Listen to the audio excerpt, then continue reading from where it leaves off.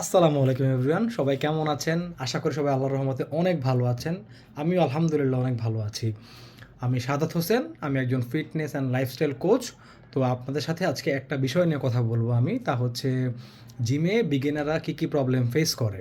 যারা আমরা জিমে একদমই নতুন, তারা কিছু বিষয় নিয়ে খুব বেশি চিন্তিত থাকে জিমে যাওয়ার পরে।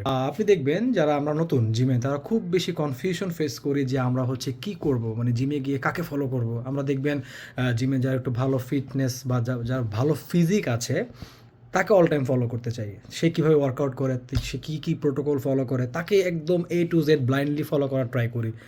এটা একদমই করা যাবে না। সো এটা হচ্ছে ফার্স্ট মিস্টেক, এটা আপনার অ্যাভয়েড করতে হবে। You have to follow a basic pattern, basic schedule for your routine. আপনি বেসিক আপনার ট্রেনারকে জিজ্ঞাসা করবেন আপনার গোল কী, সেই বেসিসে আপনাকে মোটামুটি একটা ডায়েট প্ল্যান, একটা ওয়ার্কআউট প্ল্যান করে দিবে, আপনি সেটা ফলো করবেন। সেকেন্ড হচ্ছে, আমরা জিমে গিয়ে ওভার ট্রেন করি, মানে আমরা হচ্ছে লিমিটেশনের বেশি এক্সারসাইজ করি। এটা কিন্তু একদম ভালো না।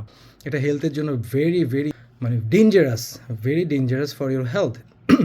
তো আপনি যেটা করবেন, ওয়ার্কআউটকে মডারেট রেখে, মানে অল্প শর্ট টাইমে যতটুকু ওয়ার্কআউট করা যায় তা করবেন।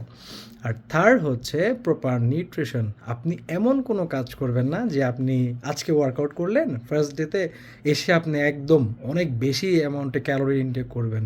No, don't do this. As an example, আপনি ধরেন হচ্ছে একজন স্কিনি গাই, আপনি 30 gram to 40 gram per day protein intake করতেন, আপনি এখন হচ্ছে সেটা 10 থেকে 20 গ্রাম বাড়িয়ে দিবেন। আপনি এখন নেবেন হচ্ছে 30 গ্রাম নিতেন আগে, এখন 50 গ্রাম নেবেন বা 60 গ্রাম নেবেন, সামথিং লাইক দ্যাট। সো এই তিনটা স্টেপ মোটামুটি ফলো করলে আপনি, আই হোপ, আপনি বিগিনার হিসাবে আপনি অনেকটা প্রবলেম এড়াতে পারবেন।